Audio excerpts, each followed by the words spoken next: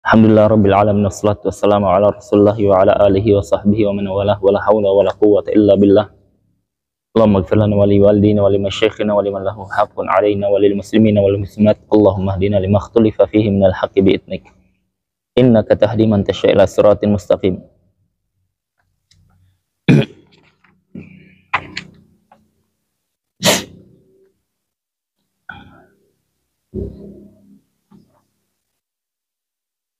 Syarat sah salat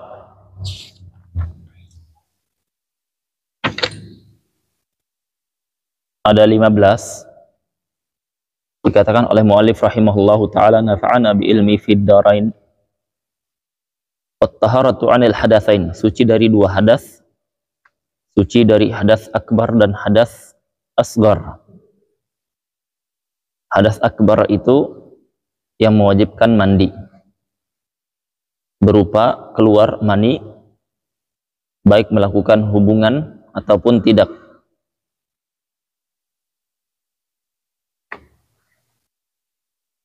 Begitu juga haid dan nifas, itu hadas akbar.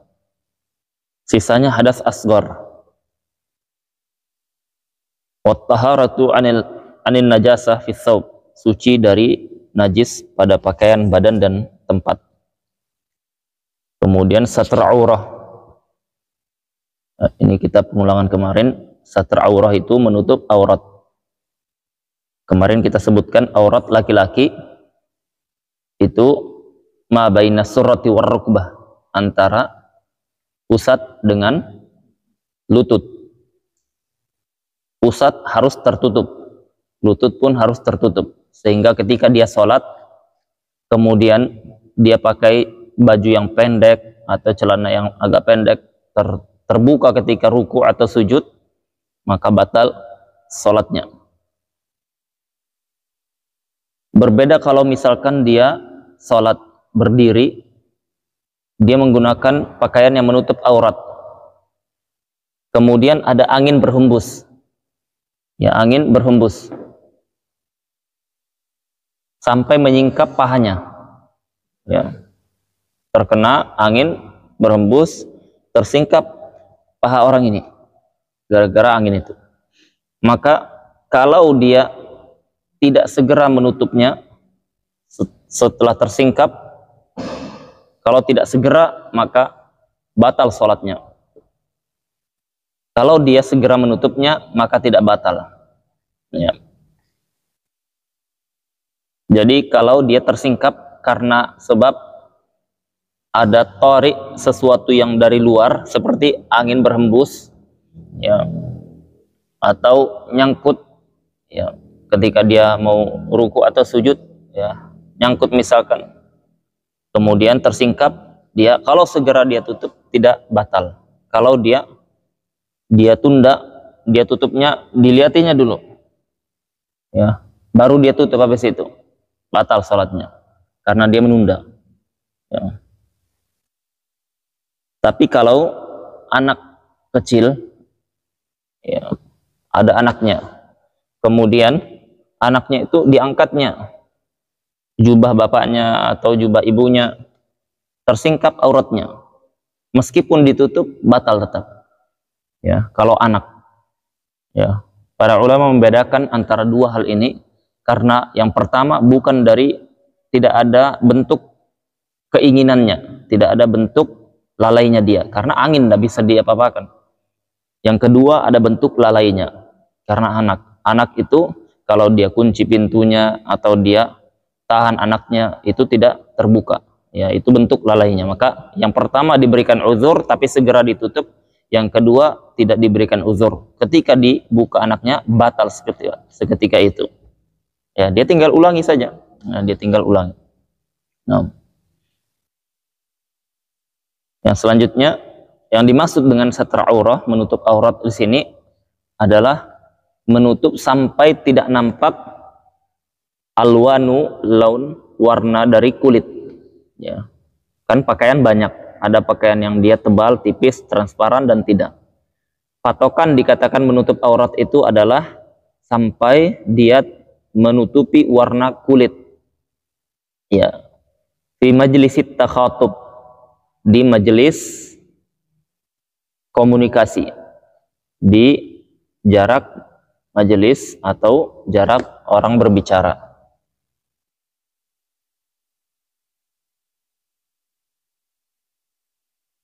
Menutup warna kulit. Artinya kalau dia itu pakai pakaian, ternyata pakaiannya itu transparan, ya, atau pakaiannya itu ada yang bolong, sehingga sampai bolongnya itu kelihatan warna kulitnya. Oh, dia coklat. Oh, dia hitam mengkilat, ya.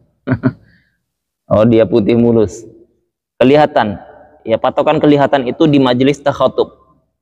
Majelis sedang ngobrol. Jarak seperti ini majelis ngobrol. Jarak seperti itu kejauhan. Yang jadi patokan majelis takhatub. Itu namanya jarak komunikasi, jarak berbicara.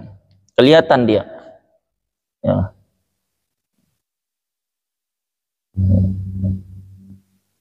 Kalau dia kelihatan warna kulitnya, maka dia belum dianggap satar aurah.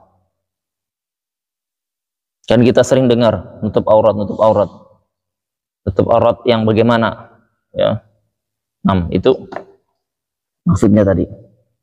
Misalkan kita lihat ini, dia pakai baju, pakai celana, tidak kelihatan warna kulitnya, auratnya yang dari mana? Dari lutut sampai pusar.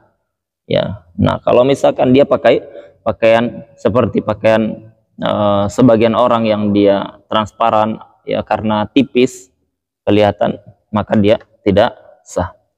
Bagaimana kalau dia misalkan nutup dia, tapi ngepres, ya, pakai pakaian, kalau orang yang fitness atau semisalnya, ngepres dia, sholat dengan sholat itu, sah tidak sholatnya, tapi nutup. Pakai apa namanya? Ya, yang semisal itu, laki-laki atau perempuan, sah tidak, tapi tertutup auratnya. Ya, salatnya makruh tapi sah. Ya, karena yang disyaratkan agar sah salat itu menutup aurat. Ya, ini tertutup auratnya. Ya. Nah, tanya antum, kalau misalkan kita diperintahkan dalam salat itu menutup aurat, agar kenapa? Agar tidak dilihat, kan? Agar tidak kelihatan pandangan manusia. Kita buka aurat. Dia salat di rumahnya, tidak ada orang sama sekali. Ya, tidak ada orang sama sekali, tidak ada yang lihat. Tapi dia pakainya cuman pakai kaos kutang dengan boxer, sholat dia, sah atau tidak? Tidak ada yang lihat. Tidak sah, ya, karena disyaratkan harus menutup aurat.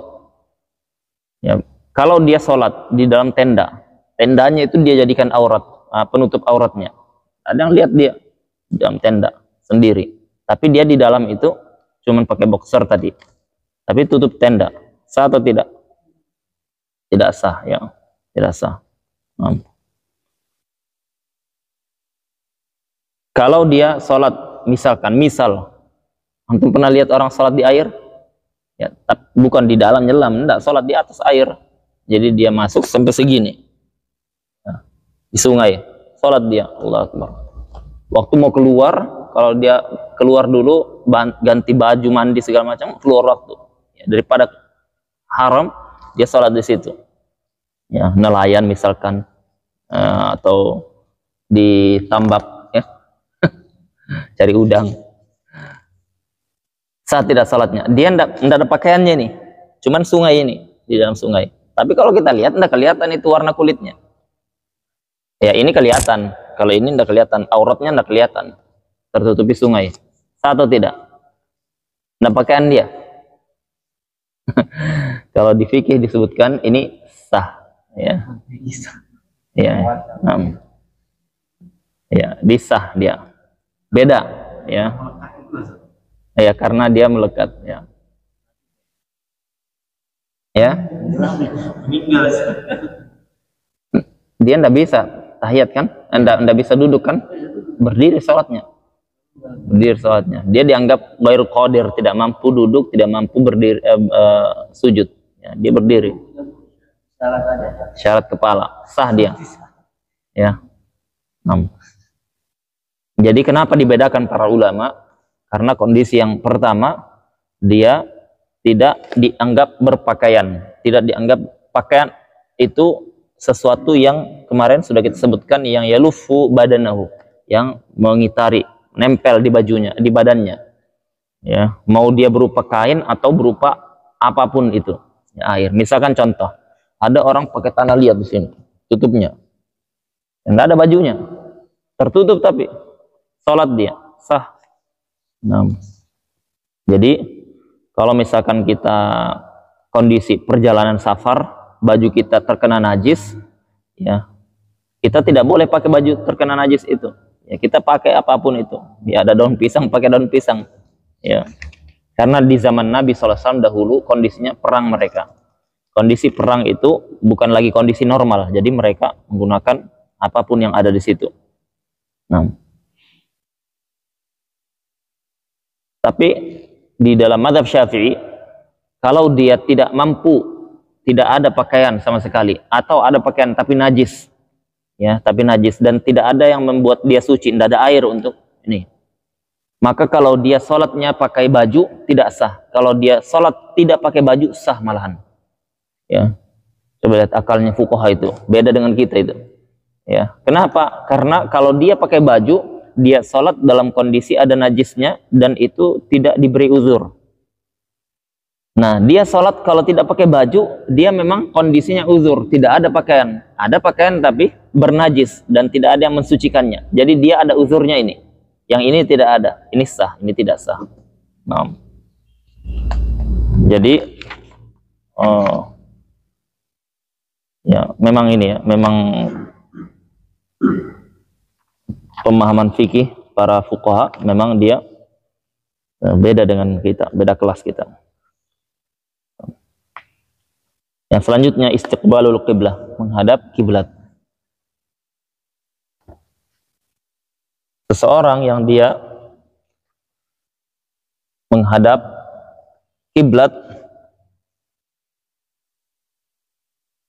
ketika dia sholat dalam kondisi menghadap kiblat, tapi dia sholatnya dia tidak tahu di awal sholat itu dia menghadap kiblat atau tidak.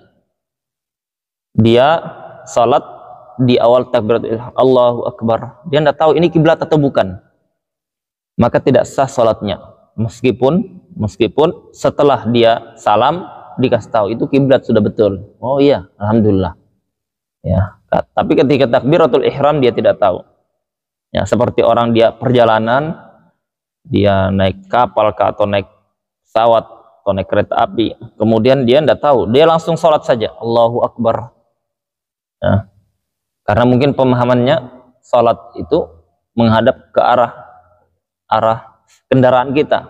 Nah, ini tidak sah ini, ya, tidak sah sholatnya. Karena banyak itu kalau naik pesawat, naik kapal, naik ini. Yang benar itu dia harus cari tahu kiblat dulu. Karena disyaratkan agar sah sholat menghadap kiblat. Ya, dia cari tahu kiblat arahnya mana, matahari, oh matahari terbenamnya di sini berarti arahnya. Jadi matahari ke kanan sedikit. Ya, terbenam matahari dia ke kanan sedikit. Itu arah kiblat. Ya. Jadi ketika kita tidak mengetahui, tidak ada tanda matahari, kemudian tidak ada yang tahu, kita tanya di mana arah kiblat, tidak ada yang tahu. Ya, kita lihat angin, tidak tahu juga. Ya, kita mau pakai kompas atau pakai handphone, tidak ada sinyal, maka kita sholat dengan ijtihad. Ya, lihat tanda-tanda yang bisa dilihat, bahwasanya ini kira-kira matahari dari mana tadi arahnya. Sudah dapat, artinya kita kondisi mampunya seperti itu, sholat sah sholatnya. Ya, tetapi harus kita ada prediksi. Ya, tidak bisa langsung sholat tanpa mengetahui sama sekali. Ya, tidak sah. Meskipun itu benar menghadap kiblat, tidak tahu sama sekali langsung sholat. Ya, dia arah kapalnya ke sana, langsung dia sholat, ikutin arah kursi duduknya atau tempat tidurnya, tidak sah. Tetapi kalau dia sudah tahu atau dia prediksi melihat tanda-tanda yang ada, maka dia sah. Ya, maka dia sah. Kalau kita sholat misalkan perjalanan, kemudian kita tidak ada ini, tidak ada tanda-tanda, maka masing-masing berijtihad. ada 10 orang di situ. Ya, ada 10 orang, masing-masing berijtihad, lihat. Ya, kemungkinan ini arahnya sini. Ada bilang enggak, kayaknya sini. Enggak, ada kayaknya situ. 10 orang itu beda-beda semuanya. Hasil upaya ijtihad masing-masing. Semuanya sah. Ya, semuanya sah meskipun berbeda arah semuanya. Ya. Kemudian kalau setelah sholat salam dia, kemudian diinfokan, oh arah kiblatnya antum keliru. Itu lihat, ada tanda matahari. Nah, ketika benar keliru, ketahuan yang tidak sesuai dengan arah kiblat tadi, semuanya batal semuanya. Semuanya batal semuanya. Kalau tanda tersebut sampai pada titik yakin kelirunya, ya, maka ada kaidah kemarin Anda sebutkan, la ibrata bil ijtihadi bana khata'uhu.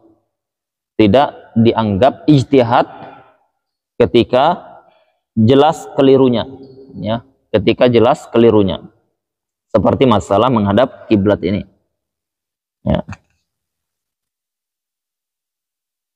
Kalau kita dulu waktu arah kiblat, melihat fajar, ya, melihat waktu zuhur, melihat waktu asar, itu diajarkan dengan ahli falak memang. Muridnya guru kita, muridnya Syekh Ali Bukar, ya, beliau itu ahli falak, lulusan S2 Italia. Dia yang menyelesaikan perselisihan waktu itu di Hadramaut gara-gara perselisihan masalah sholat subuh itu. Ya, dia menyelesaikan. Jadi kita lihat langsung, pergi ke atas daerah tinggi, melihat Fajar Shadiq, dilihatkan ini Fajar Shadiq dan seterusnya. Ya.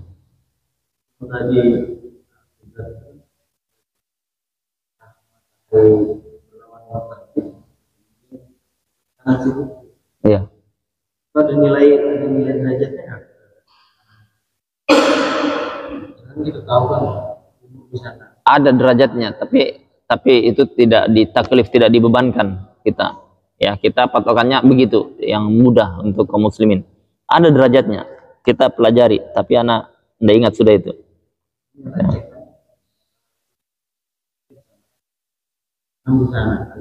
Ya. Berapa derajatnya? 20 derajat, ya nggak sampai. Ya, kejauhan kalau 30. Berapa? Iya, berarti betul kan, ke kanan sedikit. Iya. Beda negara beda lagi nanti kan. Kalau di Yaman bukan ke kanan sedikit, ya, beda lagi. 6. Alhamdulillah kita mudah sekarang ya. Dan menghadap kiblat itu, kita pilihan pertama kita melihat langsung, melihat arah matahari. Matahari jadi patokan. Yang kedua, kita mendengar atau mendapat informasi dari yang melihat langsung. Ya. Yang ketiga, mendapat informasi dari orang yang bisa menghitung arah matahari. Ya. Nah, ini yang arah masjid semuanya ini di awal-awal dulu. Kalau sekarang kan pakai GPS dan lain-lain. Kalau dulu awal-awal itu melihat ini yang ketiga ini. Ya, dia melihat peredaran ini, matahari dihitung, oh ini arahnya ke sini. Nah, itu yang dijadikan patokan. Makanya sempat ada perubahan kan, sempat ada perubahan banyak itu, ya, gara-gara keliru, melenceng, karena dia perhitungannya di awal kayaknya keliru, ya. Jadi tetapi sholat mereka yang sebelum itu, sebelum diubah itu sah semuanya, karena dia mengikuti yang ketiga ini. Nah, selanjutnya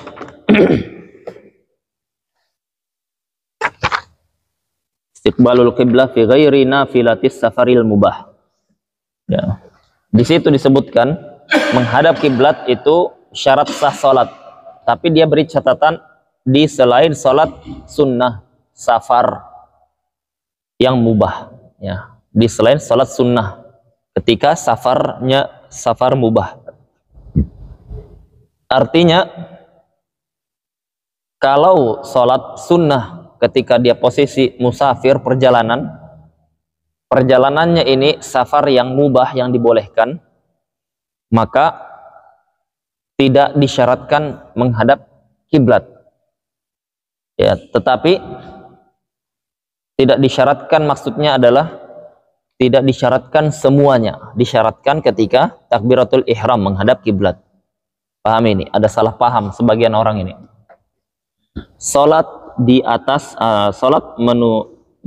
menghadap kiblat untuk salat fardu dengan salat sunnah itu ada perbedaan hukum dalam masalah menghadap kiblat.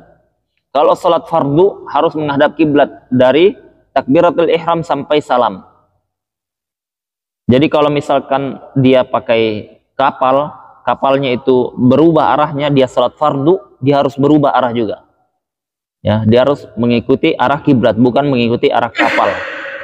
Ya. Tapi kalau salat sunnah, takbiratul ihram saja disyaratkan dia menghadap kiblat. Setelahnya ikuti arah kendaraan, boleh.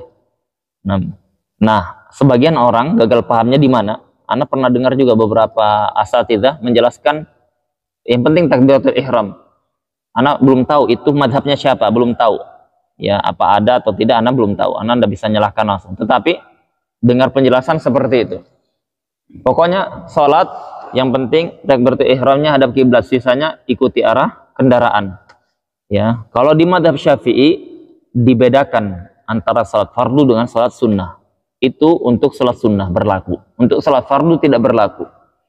Kalau sholat fardu rakaat kedua dia berubah arah, dia tidak berubah arahnya ke kiblat, maka tidak sah sholatnya. Tapi kalau sholat sunnah, maka takbiratul ihram menghadap kiblat sudah cukup. Sisanya dia menghadap arah kendaraannya. Karena di hadis-hadis Nabi SAW, ketika sholat di atas kendaraan, beliau mengikuti arah kendaraannya. Ya, tetapi itu sholat apa? Sholat sunnah. Nabi SAW tidak pernah ada satupun riwayat sholat di atas kendaraan ketika sholat fardu. Tidak ada. Yang ada sholat sunnah. Makanya dalam mazhab Syafi'i, kalau dia di atas kendaraan, ya, seperti mobil, motor, bis, ya, maka itu sholat fardu tidak sah. Ya, karena tidak ada riwayat Nabi SAW sholat fardu. Padahal Nabi SAW sering sekali safar, berbulan-bulan. Masa tidak ada lewati waktu sholat itu? Pasti ada. Kenapa tidak ada riwayat di atas kendaraan? Nah, ini kata Syafi'iyah, ini dalil tidak bolehnya memang. Ya, kenapa? Karena kendaraan itu berjalan dia. Seperti kita sholat berjalan. Antum, sholat jalan boleh tidak? Tidak boleh. Sholat berjalan cuma dibolehkan di satu kondisi saja. Yaitu kondisi khauf, kondisi takut. Tidak harus perang, takut. Misalkan ada anjing kejar, antum diam, lari. Sholat jangan dibatalkan kalau lagi sholat, ya sholat tetap, ya. Atau misalkan gempa, ya kabur, ya. Kalau memudorotkan kabur, ya. Tapi tetap sholat tidak dibatalkan karena haram membatalkan sholat, ya, haram membatalkan sholat. Kondisi peperangan saja para sahabat tidak batalkan sholat, dia sambil perang, jadi pegang pedang itu, ya, sambil Allahu Akbar, ya. Perang, lari, kayak apa perang, ya, tidak mungkin kan, sebentar, saya sholat dulu, tidak ada yang terima seperti itu, dia sholat, ya, tidak dibatalkan, ya. Kata Allah Subhanahu Wa Taala berfirman, wala tubtilu a'malakum, jangan kalian batalkan amalan kalian. Jadi Nabi SAW dengan para sahabatnya ketika waktu sholat dia. Nah, tetapi di selain kondisi khauf, ya, kondisi takut, tidak boleh sholat bergerak atau sampai gerakan banyak. Nanti ada disebutkan pembatal sholat. Nah, makanya dalam mazhab Syafi'i tidak sah sholat fardu di atas kendaraan. Ya, kenapa sholat sunnah dibolehkan di atas kendaraan? Karena ada dalil. Mereka katakan kalau tidak ada dalil ini, Nabi SAW tidak ada riwayat sholat di atas kendaraan, niscaya kita katakan sama, sholat sunnah pun tidak sah. Tetapi karena ada dalil, maka dikecualikan, ya, dikecualikan. Ya, misalkan kita di atas ketinting speed, kalau kita nunggu sampai tujuan, keluar waktu sholat, apa yang kita lakukan? Sholat di atas kendaraan, ya, sholat di atas kendaraan ketika itu. Kalau dia bentuknya berupa kapal, di darat dengan di kapal sama saja, maka sah dia. Tapi kalau seperti sholat di atas ketinting, beda itu, ya, beda, bergoyang-goyang seperti itu, maka dia sholat ketika itu, kemudian setelah dia sampai di tujuan, dalam mazhab Syafi'i dia ulang ya. Nah, tetapi Al-Imam An-Nawawi rahimahullah, beliau memilih pendapat keluar mazhab, tidak diulang kalau dia kondisinya seperti itu. Yang penting dia tidak ada pilihan kecuali itu, ya. Dia sholat, sah sholatnya. Nah, itu yang dipilih oleh Imam An-Nawawi rahimahullahu ta'ala. Keluar mazhab dia. Disebutkan di sini safar mubah, ya, safar mubah.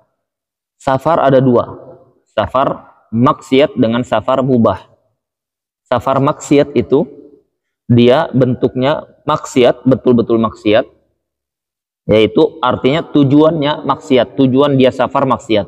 Ngapain antum safar? Anda mau nonton konser Korea. Anda boleh berarti. Dia dalam kondisi seperti ini tidak sah dia mengambil rukhsah, ya. Dia meskipun dia mau sholat di tengah-tengah safarnya, saya mau sholat dulu, tujuannya nonton Korea, dia kan orang umum tidak menganggap itu maksiat, ya. Tengah-tengah, masya Allah, saya mau sholat duha dulu, saya mau sholat witir dulu, ya, bilangnya boleh tidak menghadap kiblat. Kita katakan itu bagi yang safarnya mubah. Yang safar maksiat seperti ini tidak boleh. Beda antara tujuannya mubah, ya, kemudian di tengah-tengah dia melakukan maksiat dengan tujuannya maksiat, ya. Kalau tujuannya dari awal maksiat seperti tadi mau nonton konser Korea, maka tidak boleh dia mengambil rukhsah. Semuanya, semua rukhsah dalam syariat tidak boleh. Ar-rukhasu la tunatu li'asi. Ini kaidah. Ar-rukhasu, rukhsah, keringanan, la tunatu, tidak diberi li'asi, bagi orang yang pemaksiat, maksiat. Artinya tujuannya maksiat. Tapi kalau dia perjalanannya itu mubah, mau ngapain? Hadir book fair, hadir kajian, hadir seminar bisnis, tujuannya perkara mubah. Tapi perjalanan dia maksiat, ya, maksiat dia. Merokok lah, apalah dia lakukan yang hal-hal yang berbau maksiat, itu boleh dia mengambil rukhsah karena dia tujuannya mubah, ya. Tapi dia berdosa, ya, dia berdosa. Artinya dia boleh mengambil rukhsah karena safarnya safar mubah. Dan termasuk safar maksiat itu disebutkan di kitab fikih ru'yatul bilad, yaitu sekedar lihat-lihat pemandangan. Sekedar lihat-lihat pemandangan, sekedar saya mau tahu di Maratua itu kayak apa indahnya, ya. Dengar indah, datang dia ke sana, cuman sekedar lihat itu, maka ini termasuk safar maksiat yang tidak boleh mengambil rukhsah.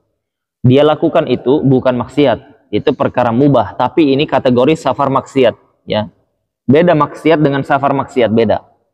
Ya, maksiat itu melakukan yang dia keharaman, meninggalkan kewajiban, itu maksiat.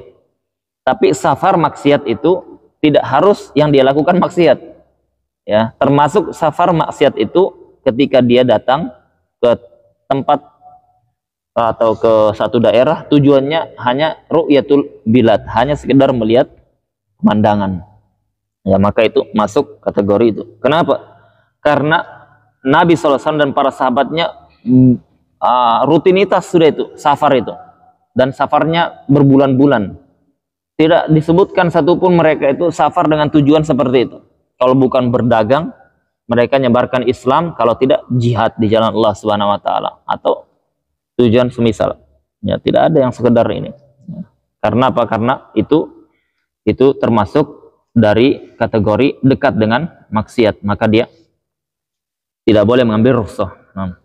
Tapi kalau tujuannya ngapain ke biduk-biduk, ya, di situ ada porprov, ya, ada keluarga saya tanding, saya mau lihat, ya, sekalian lihat-lihat pemandangan di sana, boleh, ya, boleh.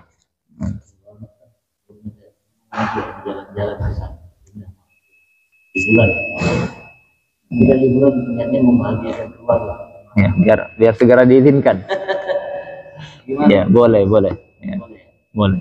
Itu tujuan mubah itu, ya, tujuan yang masyru', ya. Tujuannya kasih senang istri biar segera, ya, dapat SIM A. Bukan SIM P.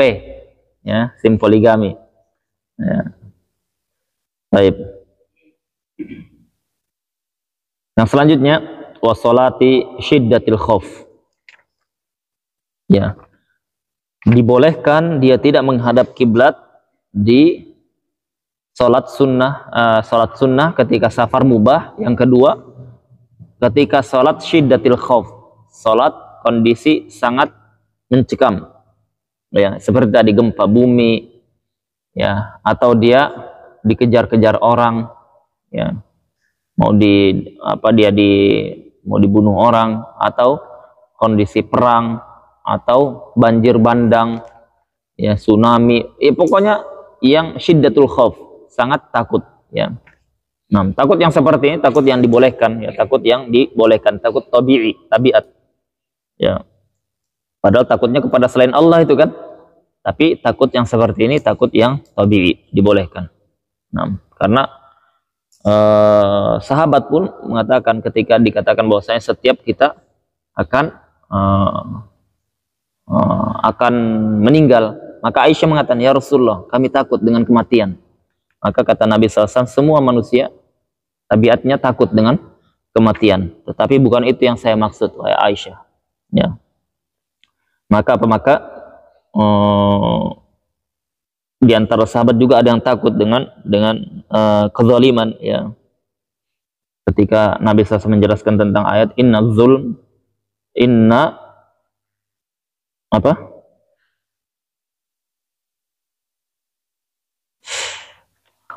syirka la zulmun azim, ya. Sesungguhnya kesyirikan adalah kezaliman yang sangat besar, ya.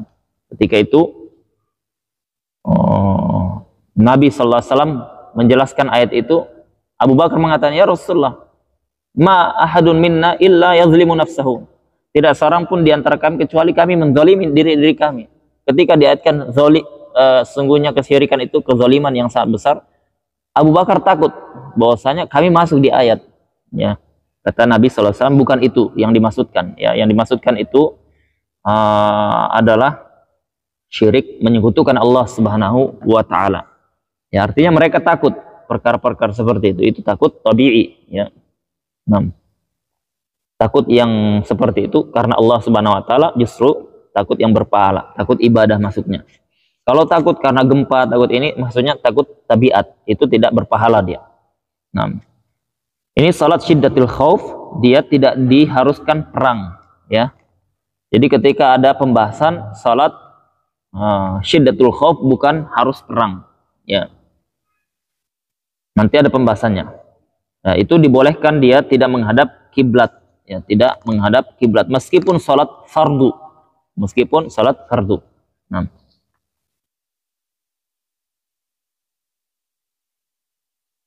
tapi kalau sudah perang bukan selain perang, ya, dibolehkan semuanya. Ngangkat pedang, semuanya dibolehkan kecuali satu, kecuali berteriak, itu yang tidak boleh, ya. Kalau selain itu boleh, kalau berteriak tidak boleh, ya. Dia nyaring, misalkan dia berteriak, ya, takbir gitu, ya, nyaring, ya, maka itu batal sholatnya meskipun sedang perang. Tapi kalau dia angkat pedang, ya, dia salto, sah semuanya, ya. Yang selanjutnya watarkul kalam. Syarat sah salat, dia digabungkannya di sini, syarat sah salat dengan pembatal salat digabungkannya.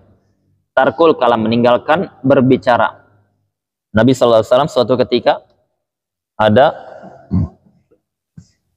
dihapus syariat, ya, syariat awal itu salat boleh dalam kondisi berbicara di awal-awal, boleh dalam kondisi mabuk, bayangkan itu. Mabuk, sholat dia. Berbicara boleh. Setelah itu dihapus, ya, maka ada sahabat Muawiyah, dia tidak tahu hadisnya, dia tidak sampai kabar kepadanya. Sholat dia. Ketika ada sahabat yang bersin, dia mengatakan yarhamukallah, ya, sahabat ini bersin. Ketika bersin, kita alhamdulillah itu boleh, tidak batal sholat. Ketika kita mendoakan balik yarhamukallah, ini yang tidak boleh.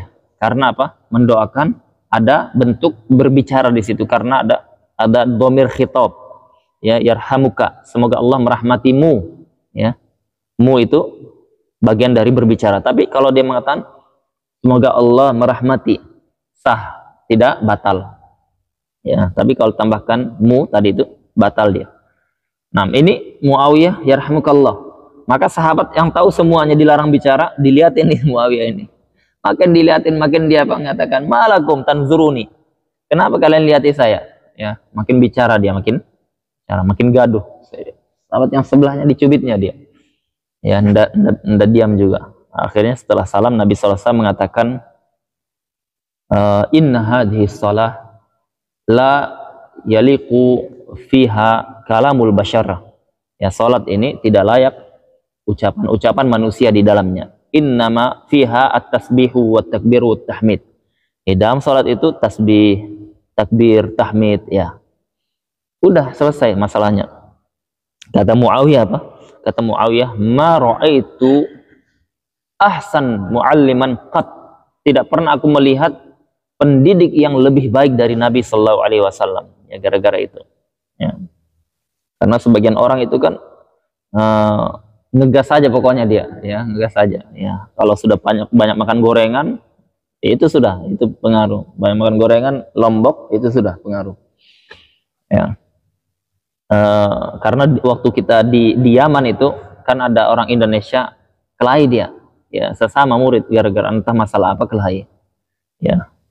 Terus yang syekh itu panggil, ya, mohon maaf kita di sini itu penuntut ilmu, jangan seperti ini. Nah, akhirnya waktu itu dikeluarkan 2 orang.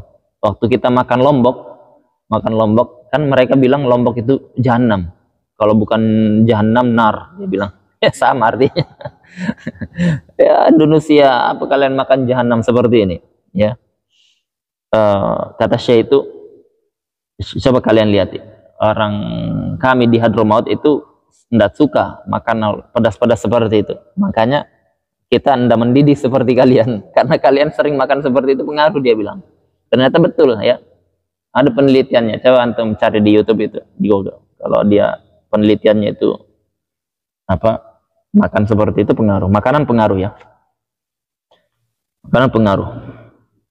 Nah, jadi ya, yang bikin kita tenang itu ketika ini, ya, ketika kita sering siraman rohani, ya, sering kita tazkiyatun nufus, itu pengaruh.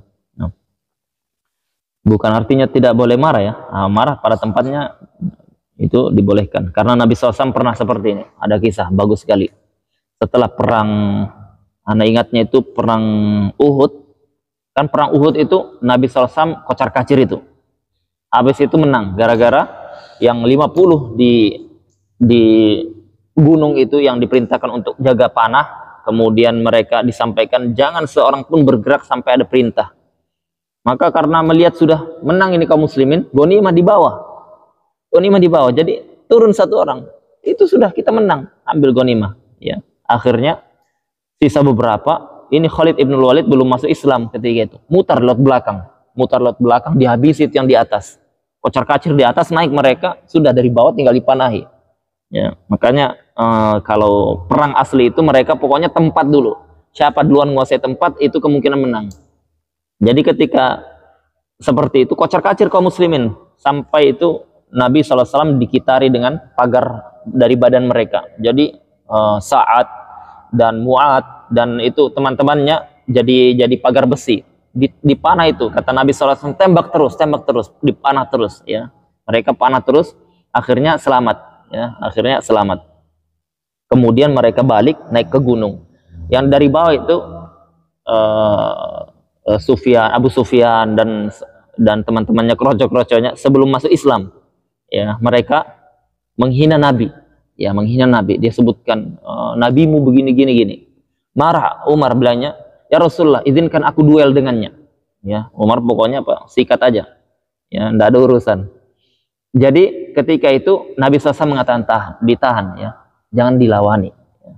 Jangan marah yang seperti ini jangan, ya, karena masih pribadi, ya. Tapi kalau agama, iya. Maka ketika itu ada yang berbicara tentang agama Islam, tentang Allah, ya, tentang Allah. Tuhan kalian seperti ini. Maka Nabi SAW ketika itu, malakum, kenapa kalian diam? Balas mereka. Ketika itu para sahabat marah sekali. Umar ibn Khattab mengatakan, hari ini hari yang paling aku cintai katanya. Karena hari ini Allah dan Rasulnya mengizinkan kami untuk melawan kalian. Ya, nah ketika itu marah sekali para sahabat. Jadi ada marah yang dia memang disyariatkan. Ya. Tapi kalau misalkan kita dihina, apa antum itu hitam, pesek, hidup lagi. Nggak usah marah yang seperti ini, biasa aja. Ya, biasa aja. Makanya ada ulama yang berdiskusi, dia ini berdua. Lawan bicaranya salah dia, keliru dan kalah hujah. Nggak terima diludahinya itu. Jadi tuh gitu. Ya, kalau kita kan sudah itu, badik keluar ya. Maka ketika diludahi dia lap. Apa kata ulama ini? Sungguhnya liur Bani Adam tahir, suci, tidak najis, dia bilang. Ya. Ayo kita lanjutkan diskusi. Ya Allah, para ulama seperti itu ya. 6. Jadi ada marah yang tepat, ada yang ini. 6. Tafadhol. Ya. Imam Ahmad, ya ini karena kita orang Indonesia itu suka ngegas, kita perlu kajian yang seperti ini agar kita dinetralisir. Nggak semua apa-apa itu harus marah ya, harus emosi. Ya, maka ketika itu Imam Ahmad ditanya, wahai Imam Ahmad, bagaimana kalau ada orang yang mengambil hartamu? Ya, apa kita kan di dalam Islam ketika seseorang membunuh, ya, karena mempertahankan hartanya, mempertahankan kehormatan, itu diantara yang dibolehkan. Tetapi tadarruj, bertingkat. Ya, kalau misalkan kita bisa teriak saja tanpa mukul, jangan mukul. Nah, kalau kita bisa mukulnya pakai tangan, jangan pakai batu. Kalau bisa batu kecil, jangan batu besar. Ya, kalau tidak sampai membunuh, jangan membunuh. Ya, dalam syariat seperti itu tadarrujnya. Karena ada pembahasan nanti membunuh nyawa muslim atau orang yang menzalimi kita. Itu ada pembahasannya. Soil namanya. Ya, kalau kita bisa pukul, kita tusuk dia, kita padahal bisa itu tanpa menusuk, maka kena dia. Kena kisos, ya, meskipun dia bertahan untuk hartanya atau untuk kehormatannya. 6. Jadi Imam Ahmad ditanya, wahai Imam Ahmad, ketika pembahasan ini, bagaimana kalau seseorang mengambil harta kita? Maka Imam Ahmad mengatakan, isbir, sabar, ya, artinya sudah biarkan dia ambil harta, ya, sabar, jangan sampai melampaui batas. Bagaimana kalau dia menghina kita? Sabar, kata Imam Ahmad, sabar. Bagaimana kalau dia merendahkan kehormatan anak istri kita, ya, anak istri kita? Maka kata beliau, kehormatan itu syadid, katanya, berat. Nah, maksudnya Anda bisa sabar kalau sudah seperti itu.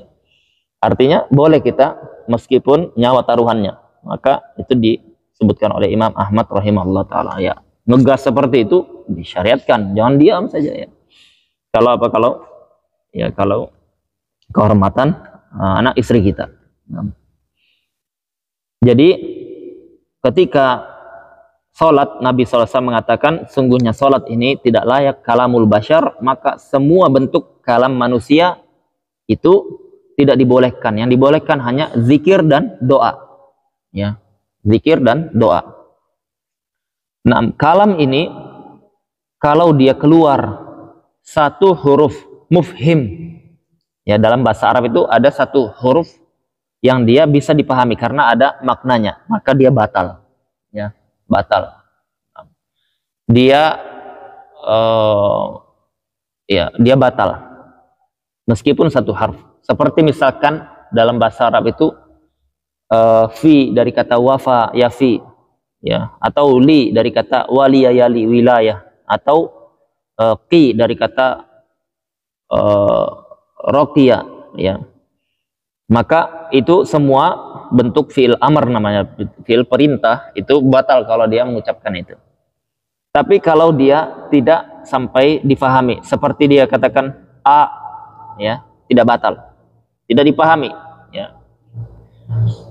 Begitu juga kalau dia dua huruf, dalam bahasa Arab dua huruf, dia katakan marro, atau dikatakan mur, atau dia katakan kum, dua harf, ya meskipun tidak difahami batal dia. Ya, meskipun tidak difahami batal. Nah, ya, yang ada kita mau menikah ya itu termasuk ini kita negur gitu ya, jangan sampai lewat atau TV misalnya nyaringan itu tidak batal yang seperti itu, karena tidak ada huruf di situ, tidak ada hurufnya. Kalau ada huruf, ya dia liqas di at-tafhim, ada harf, maksudnya kan ada itu hurufnya. Kalau tidak ada huruf apa itu? Ya, kalau ada hurufnya, dia tujuannya faham atau tafhim, memahamkan orang, menegur orang, batal dia. Ya, batal. Tapi kalau dia mengucapkannya, yang dia baca zikir atau Al-Quran, tidak batal. Yang tidak dibolehkan itu kalam. Kalam itu adalah ucapan manusia. Tapi dia bilang misalkan Alhamdulillah atau Allahu Akbar, tidak batal. Ya, tidak batal. Ya, karena apa? Karena itu bisa jadi maksudnya adalah zikir, tetapi nyaring. Ya, itu tidak batal. Kecuali kalau dia tujuannya tafhim tadi, dia tujuannya ingin memahamkan. Maka kalau tujuannya hanya itu saja, tidak ada zikir, tidak ada baca ayat, maka batal dia. Ya, sama hukum al-kalam ini. Al-kalam ini tidak harus dia bicara betul-betul bicara kalimat, ya. Jangan ke situ. Tidak harus seperti itu, sudah jelas batalnya. Tapi meskipun dia cuma 2 huruf keluar, misalnya dia katakan aduh atau dia katakan nah batal sudah itu. Ya. Disengat lebah, ya, atau dia tusuk duri, dia katakan nah batal. Ya. Yang dia masuk pembatal sholat itu meskipun 2 huruf yang tidak difahami. Sama juga hukum at-tanahnuh. At-tanahnuh itu mendehem atau yang seperti itu ketika keluar 2 huruf, ya, ketika keluar 2 huruf sama membatalkan. Kalau dia ya, yang seperti itu kedengaran nampak 2 huruf, ya, 2 huruf yang dimaksud adalah 2 huruf zahir, nampak, dengar ada huruf, ya, 2 huruf itu mau alif bata dan seterusnya atau ABC dan seterusnya sama membatalkan. Ya, tapi kalau tidak jelas tidak batal. Ya, tidak batal. Kadang kan imam seperti itu, ya, sebagian imam. Ya. Nah, tapi hukumnya makruh seperti itu. Mendem itu makruh hukumnya. Ya, kecuali dibolehkan kecuali untuk bisa baca Al-Fatihah saja, itu yang dibolehkan karena Al-Fatihah dia masuknya rukun. Selain Al-Fatihah baca surah, dia mau bagus-baguskan bacanya, dia ya. Nah, ini kalau dia sampai nampak 2 huruf maka dia batal. Kalau tidak maka makruh, ya. Yang dibolehkan kecuali untuk Al-Fatihah saja. Dia dibolehkan, tidak makruh dia. Ya. Sama ketika seorang yang dia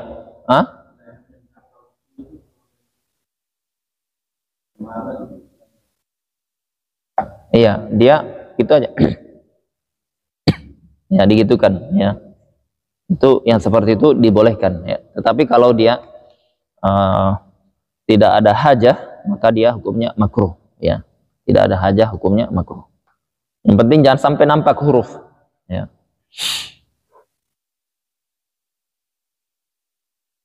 Nah, ini sampai sini kita cukupkan.